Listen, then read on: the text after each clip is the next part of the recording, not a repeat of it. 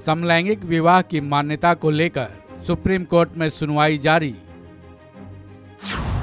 CJI Chandrachud ने भारत के संविधान के बारे में क्या कह डाली बड़ी बात। गोद लेने और जीवन साथी पर क्या हुई सुप्रीम कोर्ट में चर्चा। समलैंगिक विवाह को कानूनी मान्यता देने के लिए सुप्रीम कोर्ट में दाखिल याचिकाओं पर सुनवाई लगातार जारी है।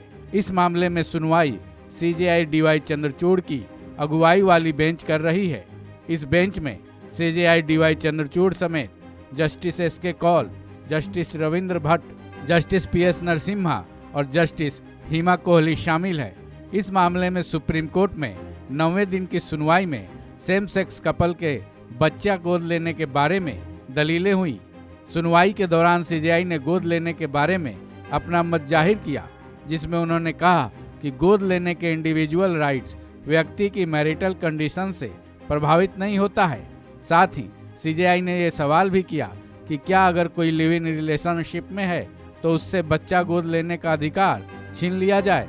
सीजेआई चंद्रचूड़ के इस सवाल के दलील में एडिशनल सॉलिसिटर जनरल ऐश्वर्या ने कहा कि ऐसे मामले में अगर पति या पत्नी, तो ये चाइल्ड राइट्स को सबसे ज़्यादा इफेक्ट करेगा, क्योंकि माता पिता बच्चे के रखरखाव, देखभाल और पालन पोषण में कम्प्लीमेंट्री रोल अदा करते हैं।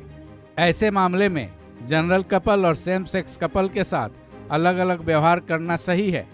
फिर सीजेआई ने एएसजी ऐश्वर्या को जवाब दिया कि भले ही लिव इन वाला कपल एक जोड़े के रूप में बच्चा गोद नहीं ले सकता, लेकिन लिव इन रिलेशन का एग्जिस्टेंस एक शख्स के रूप में बच्चा लेने के लिए नहीं रोकता है।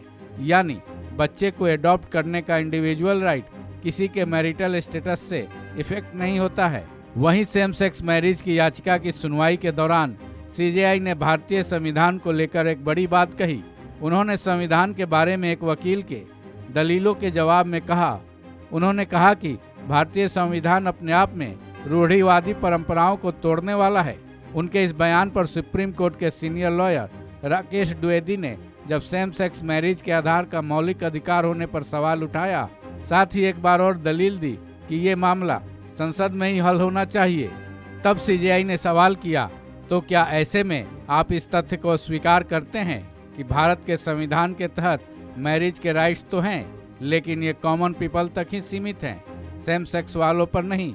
सीजेआई के बाद जस्टिस रविंद्र भट्ट ने भी संविधान के बारे में अपना मत जाहिर किया। उन्होंने अंतर्जातीय विवाह को कानूनी मान्यता देने के बारे में बताया। इसको आधार बनाकर जस्टिस एस रविंद्र भट्ट ने कहा कि भारत का संविधान अपने आप में परंपरा को तोड़ने वाला होता है, क्योंकि संविधान में जैसे जैसे नए नियम और नई धाराएं आने लगती हैं, ऐसी परंपराएं खुद ब खुद टूटने लगती हैं।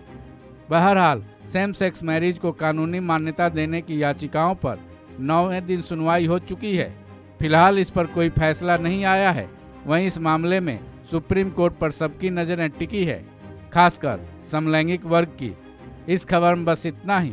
बाकी अपडेट्स के लिए जुड़े रहिए वन इंडिया हिंदी के साथ।